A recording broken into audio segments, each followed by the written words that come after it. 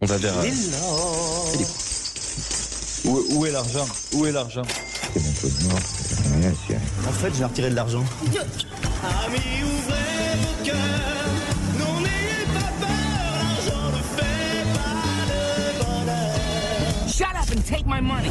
La chronique de Philippe Spanghero, toujours autour de l'économie du sport, avec évidemment cette semaine qui a été quand même particulièrement chamboulée, et depuis maintenant quelques semaines, avec le retour du Covid et notamment de ce variant Omicron, des jauges qui ont été adoptées du côté des sports, que ce soit en rugby, avec une jauge à 5000 places en extérieur et à 2000 en intérieur. Ça concerne notamment le Racing 92 qui évolue, on le rappelle, dans une salle de spectacle du côté de la Paris La Défense Arena. Ces jauges-là, est-ce qu'elles pourraient mettre l'économie du rugby en difficulté, tout en sachant, Philippe, que on peut avoir assez prochainement des jauges au pourcentage et non plus sur un taux fixe? Ouais, ça changerait beaucoup de choses. Alors, c'est difficile de répondre aussi simplement à la question. J'en parlais en début de semaine avec David Rera du Figaro qui me demandait si, à la vue de la situation aujourd'hui, les clubs de rugby étaient au bord du gouffre. Et c'est vrai que j'ai eu un discours qui était pas exactement celui des instances et notamment de la LNR en disant que non, pour l'instant, c'était pas le cas. Pour une raison simple, c'est que je j'ai pas de boule de cristal et que pour l'instant on parle d'une situation qui est censée durer 3 semaines. Donc en 3 semaines, ça va concerner 1 à 2 matchs à domicile pour les clubs concernés. Donc dans l'hypothèse où ces matchs se jouent, avec l'hypothèse en effet de la jauge partielle à 5000, l'économie du rugby elle repose en grande majorité sur les partenariats privés, les sponsors et sur les hospitalités. Donc ces hospitalités à 5000, elles sont censées pouvoir se tenir avec certaines contraintes quand même de réception des clients et des invités, mais on doit pouvoir assurer les contrats aux sponsors, qui est la source de revenus principale, et faire un peu de billetterie. Donc il y a des clubs pour qui malgré tout 1 ou 2 matchs à moins à domicile, ça a un impact très fort. Les clubs notamment qui font de très grosses affluences moyennes, le Stade Toulousain, l'UBB, Clermont, pour des clubs qui ont une affluence moyenne moins importante, c'est un peu moins fort et un peu moins vrai. Donc voilà pourquoi je dis que pour l'instant il n'y a pas le rugby français est pas en danger de mort, sans compter que quand on parle du rugby français, on oublie souvent la Pro D2. Aujourd'hui, le rugby français, c'est 30 clubs professionnels. Il y en a 14 en top 14. Bien sûr, et presque un peu plus avec la nationale aussi, tu vois.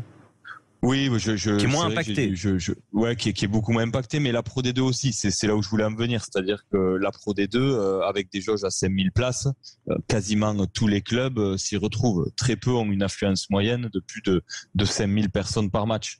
Donc, c'est pour ça que je relativisais un peu le catastrophisme ambiant en disant, voilà, pour l'instant, il n'y a pas le feu au lac. Cela dit, il en reste pas moins que le rugby, c'est quand même le sport le plus impacté par ces contraintes sanitaires, parce qu'encore une fois, on a le modèle économique qu'on a et qui fait que on repose beaucoup sur les revenus jour de match. Et quand il se passe ce qui se passe les jours de match, ça complexifie beaucoup le sujet. Et deuxièmement, en effet, on est en train de voir que il y a des chances que des matchs se jouent pas. Parce que il y a le renforcement du protocole sanitaire de la Ligue pour être capable de trancher plus rapidement sur s'il y a des annulations de matchs, qui a match gagné, qui a match perdu. Parce que je suis persuadé qu'on va devoir tous les matchs ne pourront pas se tenir. Et là, on va rentrer dans une problématique un peu différente. Et donc jusque là, on était sur cette jauge à 5000 en extérieur et 2000 en intérieur. D'ailleurs, comme tu le disais, la Ligue nationale de rugby par la voix d'Emmanuel Escalier disait que ça aurait des répercussions économiques lourdes pour les clubs du top 14, ce qui n'est pas finalement tout à fait le cas.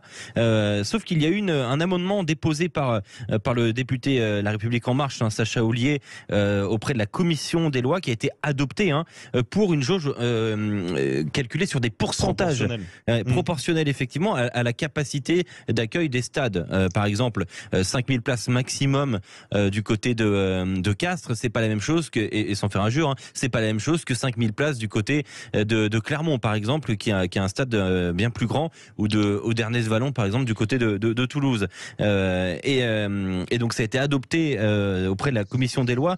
Il faut maintenant qu'il y ait encore un petit peu de chemin à faire, hein, puisqu'il y aura donc cette proposition de loi qui sera étudiée en réunion interministérielle là dès le début de la prochaine semaine. Et on est sur quand même un impact très très fort sur cette décision si elle est adoptée par le gouvernement Macron et Jean Castex. Bien sûr. En quelques chiffres, c'est pas compliqué. C'est-à-dire que si demain cette loi elle propose une jauge de 50% de la capacité des stades, à Chabannes-Delmas, il y a, je crois, un peu plus de 33 000 places. C'est ça, ouais. Ça permettrait d'offrir un peu plus de 16 500 billets par match au lieu de 5 000. Ça fait 11 500 billets par match de plus, à un prix moyen, on va dire, de 40 €. Rendez-vous compte, c'est 500-600 000 € de chiffre d'affaires par match. Sans compter qu'en plus, si demain l'État, le gouvernement devait aider un peu le rugby professionnel comme le demande la Ligue par l'intermédiaire d'Emmanuel Échalier, ça permettrait de limiter quand même l'aide pour une partie des clubs en leur permettant d'avoir leurs propres ressources. Donc bien sûr que cet impact il est majeur, c'est pour ça qu'on est vraiment dans une période de flou. Il y a beaucoup de points d'interrogation.